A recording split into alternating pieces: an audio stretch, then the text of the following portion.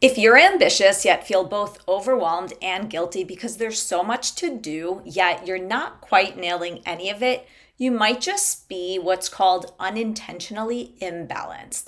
Luckily, there's a new way to have it all and actually love what you have, according to the new book, Toxic Grit by Amanda Goetz. Toxic grit is when resilience becomes restriction. It's when what you're working toward no longer aligns with your values, which leads to burnout. This book is all based on a concept called character theory. Historically, it was around archetypes in storytelling, like the hero or the villain. In this book, the author talks about 10 internal characters we all have, and it gives you agency to redefine what success looks like for each one. So if you don't like how something's going, you can identify which character is impacted and change it. It also illuminates that all characters need airtime, just not at the same time. And this is through a concept called intentional imbalance. I have to tell you, I read so many books, so it takes a lot for me to consider one transformational, but Toxic Grit is one of them. I'm going to link the book in the description so you can check it out. I'm also going to be handpicking my favorite self-transformation books to cover next. Hit subscribe so you don't miss it. My favorite part, the 10 characters. If you have a pen and paper, you can stack rank them as I go. Otherwise, just listen and see what comes up. The first character is the CEO, and this is all about impact, ambition, career, drive. We all have this. It's not the literal job title of CEO. Next is the partner, which is all about companionship, intimacy, being seen by somebody else. We've got the soloist, which is around solitude for personal growth and self-discovery. The caregiver, which is the nurturer in us who wants others to feel good. Then there's the goddess, which is around sensuality, pleasure, desire, even power. And we've got the lazy girl, all about rest and decompress. It's your do not disturb mode. The socialite is the opposite. We're talking connection, belonging, fun, making plans, seeing friends. Then there's the creative, and this is about making things and self-expression. We've got the doctor, which is our inner caregiver, focused on wellness, on routines. Maybe it's going to therapy or focusing on your nutrition.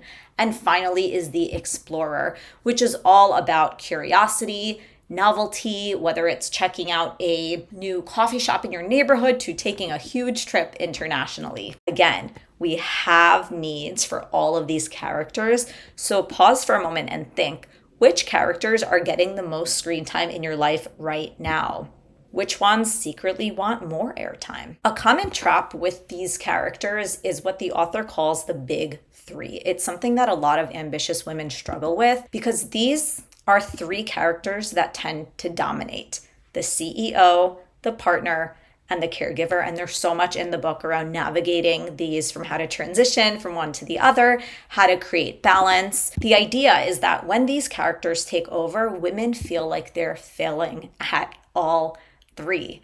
This is the cause of resentment. Life is happening to you, and the character's kind of on autopilot. You're not choosing, you're just acting out of need. There's a sense of unintentional imbalance, and this is where toxic grit lives. One way to navigate this is what the author calls a to-do list. It's literally choosing 2 things each day that move your big 3 characters forward.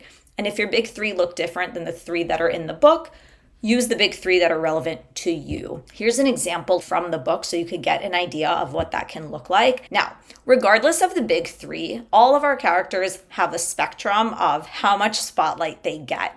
And when it's a little too much, they can turn toxic. An easy example is the CEO character, which often looks like burnout. It's rooted in proving yourself. Maybe it's fear of not being enough, or imposter syndrome, which leads you to work harder and ultimately feel empty. The book goes through each character's toxic mode and the antidote, which is usually around bringing another character back into the script.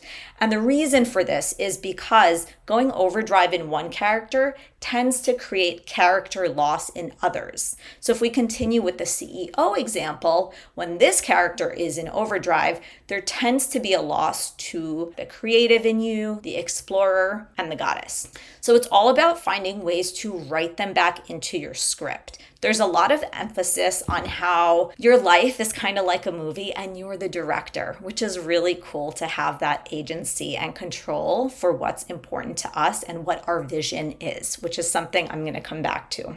Now, one way that we can see where something's missing is based on the 7 human needs, which are energy, what gives us energy or takes it away, growth, significance, connection, stability, fun, and responsibility. Each character meets some, but not all of these needs. The needs remain though. So if we get stuck in 1 or 2 characters for too long, we may not meet all of our needs. If all of last week was CEO and caregiver mode, maybe your need for fun is in a deficit. So you can see how proactively identifying unmet needs, you're also proactively avoiding the toxic pendulum swing from, let's say, girl boss burnout to an extended era of lazy girl. Take a moment and think about which of these needs are you over-indexing on and which needs have gone unmet.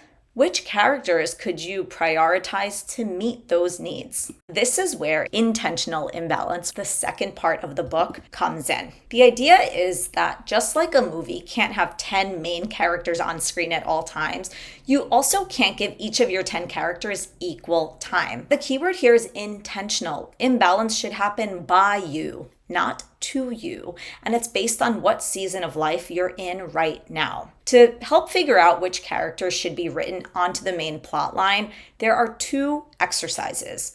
First is the perfect day exercise. The idea is to do this once a year to define what your perfect day and life looks and feels like, and then define a vision aligned to your characters accordingly. You can definitely find guided visualizations for a perfect day exercise. And once you have that, you apply that to something called the stovetop exercise.